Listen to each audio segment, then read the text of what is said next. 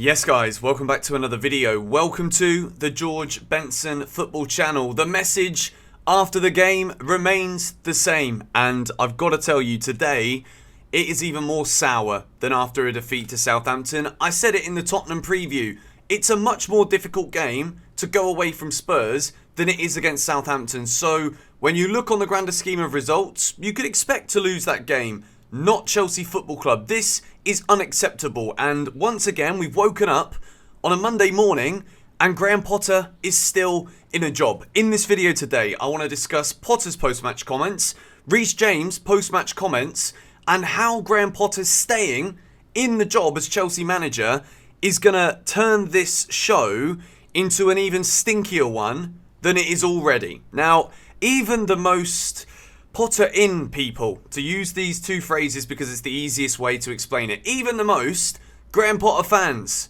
were saying yesterday, I don't know anymore, even the neutrals that have kind of tried to rationalise in a different way without the emotion of Chelsea fans regarding why Graham Potter deserves to be backed, why Graham Potter deserves time, even they are starting to be like, okay, I think there's too much data now to suggest that he's not the right man, and even these guys are finally correct as well. Unfortunately, we've woken up to the news that once again the message from the board is the same, that we're backing the man. Fabrizio Romano has said, time to back Potter and give him time, new round of internal talks in the next hours and the next week. Feelings can be different, but intention is the same. Stick with Potter. Internally, Klopp/Arteta comparison was mentioned. Now, I want to talk about these mentions of Jurgen Klopp and Mikel Arteta. Potter says Arsenal were 2 years into Mikel's reign and he's close to getting the sack. People wanting him out. Disaster. And of course, now things have changed. Comparatively, let me just make this very, very clear.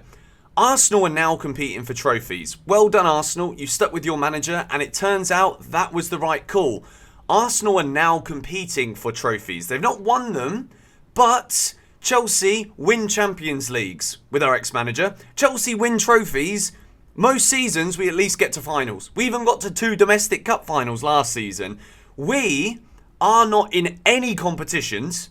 We are almost out of the UEFA Champions League. We are in relegation form. If Chelsea keep going the way we've been going, we are getting relegated. Do you understand here? This is ever so slightly different. Mikel Arteta's Arsenal, they knew that they were starting right at the bottom. We were European champions not even 2 years ago. Yes, we've gone through overhauling of a previous regime. We lost Roman Abramovich. We gained Todd Boehly. We have spent 600 million flipping pounds. And you want to say to me that Arsenal did the right thing by not sacking Mikel Arteta when the fans were outraged by the form that Arsenal were going through. They were awful before Arteta. We weren't awful before you, Graham. That's the facts here. So comparing Arsenal and Chelsea based off of recent history doesn't calibrate with me whatsoever. Klopp at LFC, they haven't got the results. All of a sudden, people want him out. It's just the nature of football. But the bloke's won a Champions League. The bloke bought them their first Premier League title ever in the history of the competition. So you want to compare yourself to Jurgen Klopp and Mikel Arteta. And to add to that, Graham Potter was also making points yesterday. I know the responsibility. It's not good enough for this club. And so I take full responsibility for those results. It isn't good enough for Chelsea. Well, unfortunately, Graham, we haven't had any results under any manager. Even Andre Villas-Boas. Even Luis Felipe Scolari. We have not had any results, Graham, that have ever been close in recent history since the flipping 80s. We have not had any results that can be comparable to what you're trying to talk about here, let alone bringing up Mikel Arteta, who has actually built something amazing at Arsenal, but again, bringing it back to where Arsenal were, where Chelsea were, Liverpool, what Jurgen Klopp has done there is nothing shy of sensational, and maybe for the first time in about 5 years, they've actually not got the best squad this season to be able to go and compete with Manchester City, who just signed a player who scored more goals than any other Man City player in the history of their Premier League campaigns. Haaland's got 27 goals. Even they're not top of the league. But Jurgen Klopp's Liverpool, we're not talking here about a manager who, you know, Liverpool fans might think that Klopp has taken them as far as they possibly can. But to even consider comparing the projects of both Liverpool and Arsenal when Klopp has been so successful and Mikel Arteta is on the verge of producing magnificence at Arsenal. But yes, they could have sacked him. And, you know, how can you possibly put yourself in the same limelight and use this as a barometer as to whether or not we should judge you and give you time and stop being so critical? Reece James also came out in an interview after the game yesterday, and I was baffled by what he had to say. But I'm not baffled by the contextual reasons behind his comments, because let's just be realistic about this now, okay? Reece James will absolutely have to back Graham Potter, regardless of whether or not, arguably Chelsea's best, most talented player, Reece James, in my opinion. Reece James knows, because he's used to it, he knows the standards of this football club. However, he's also very aware that he was brought up playing through the academy under Abramovich, seeing above him when he was looking up, dreaming of being a Chelsea player. He knew just how rough it was for a manager for the senior first men's team. He knew just how difficult it was going to be, saw managers come and go, maybe didn't even meet all of them, but he could just see the revolving door, expectation, and just how difficult it is to succeed at Chelsea. And when you get into this level of mediocrity, and it's not even mediocrity at this point, it's pathetic. Chelsea's form is disgusting, it's disgraceful. When you get to this level, there's no way you keep your job. But Reece James has come out and said, we all know just how good Graham Potter is. We've saw just what he can do at Brighton. Chelsea have become a B-Tech Brighton. We are around the similar positions in the table as Brighton.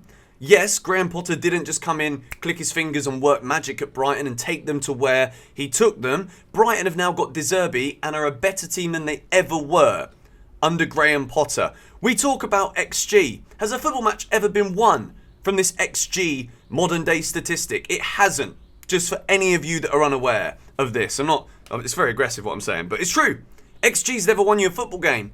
I was watching Richard Keys and Andy Gray discussing Graham Potter. I've seen every video there is about Graham Potter and Chelsea's performance against Tottenham, by the way, because it's just immersing my whole life at the moment because, well, quite frankly, my mind is set.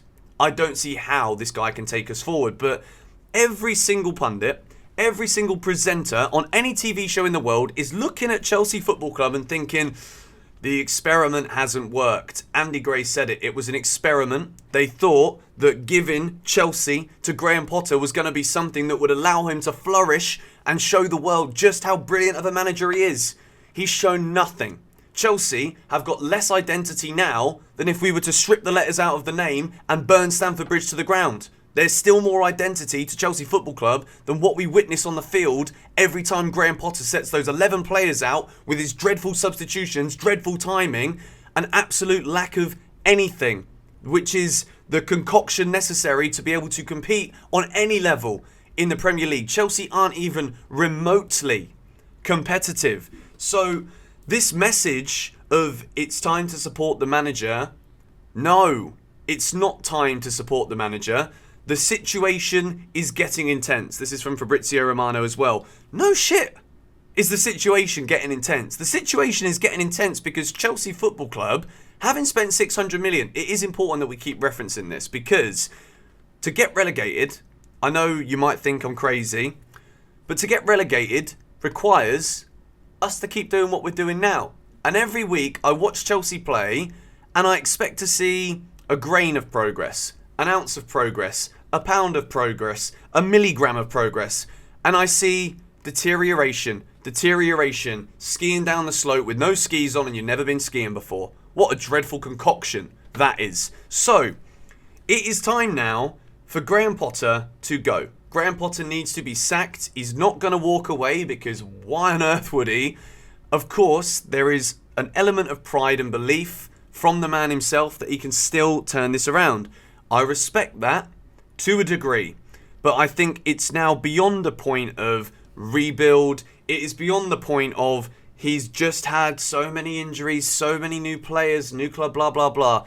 Chelsea need a new manager to come in this week, play against Leeds, and then just use the little buzz that comes from beating Leeds United at the weekend, because Chelsea have to beat Leeds. We will not beat Leeds if Potter's still in charge. I believe it. Honestly, I don't see how, despite Reece James's comments, he's got to say this. He's got to back the manager because it undermines the regime. And this is the point where we're at now, where Graham Potter is taking all of the heat for what is happening to Chelsea right now, because that is the most obvious reason. When we're watching Chelsea play and we're experiencing defeats, yes, the players, they're not performing anywhere near to the level, but it's still the manager changing everything game by game, changing formations, but then seeing no differences in performance and structure and strategy on the field. There's absolutely zero ingredients. It's like literally serving up salt on a plate with no food on it. Like, you can't do that. It's not a dish. It doesn't work. It's not edible. Chelsea aren't. You can't watch us right now. It's boring beyond comprehension, and we're losing. Imagine, we were talking about a lack of entertainment a few months ago. Now, we're not entertained and we're getting beat. Call me a spoilt brat all you like, but I'm sorry. I've spent last week trying to defend Graham Potter, but I think it's at the point now where the owners are giving him this bit of time, but I think early this week we might see things change. I think last week it looked as though it was definitive. It's intense. Oh yeah, it's bloody intense. It should be. It should be really, really intense. Whatever crisis meetings were or were not held last week, they've got to be held this week, because to lose to Tottenham, I don't think people realise, if you're new to this football club, we don't lose to Spurs. And if we do, best believe we give absolutely everything and at least leave with cuts, scrapes and bruises. We've only lost the captain, Thiago Silva, the best player at Chelsea Football Club, to an unfortunate, unlucky injury. I'm not blaming anyone for that, not even Harry Kane. So, yeah, Graham Potter has woken up on Monday morning and he's still in the job. And I'm sorry to have to bring the negativity on a Monday morning, but I really do not think he should be. And I think Todd Boehly, even if he's adamant that he's going to back the manager, start making contingencies, mate. Because the moment this keeps going, which it's likely it will at the moment, and if you go out the Champions League next week, the Cascades, it will be an avalanche. And if you think this is not an avalanche yet, it's going to be if we lose to Dortmund or don't knock Dortmund out the Champions League, let alone whatever happens with Leeds at the weekend after they won yesterday. So, Todd, it's time. Bring the axe down, shut the gauntlet, shut the gate, shut the door. This didn't work. It's not worked. We've got too much data now. This is what the club is supposedly working with these days. Data. We've got too much data now to show that this isn't working. Bite the bullet. Swallow that pill. It's got to change. And it needs to change immediately. So, if it doesn't, and results keep getting worse, it becomes on the owners. It's becoming less about Potter then, and it's about, right, you're letting this happen to Chelsea Football Club. Well, I'm sorry. The reason we were so bitter about it, the reason we were so heavy and hard, was because we can't accept this. I don't accept this as a Chelsea fan. I'd accept it if I could see the players really fighting, but I don't think they're inspired by this man. I don't think they go in at half-time having played poorly and think, I'm nervous now, like, am I going to get bought off? I don't think the players are worried whatsoever, because at the end of the day, they all know they ain't getting sold. Some of them might be. But eventually it falls on the manager's head. He's not inspiring. The form is beyond atrocious. And whilst there's still something salvageable in this season, it's got to change now. That is my thoughts for the day. Tomorrow, there's another collab with Eunice coming. You are not going to want to miss this one. Let's see where this goes. Hit the like button if you enjoyed this video. Subscribe if you are new. If for whatever reason you want to find out what I thought about yesterday's game, 6 things we learned from Tottenham 2, Chelsea 0 is in the description. Go on, you Blues.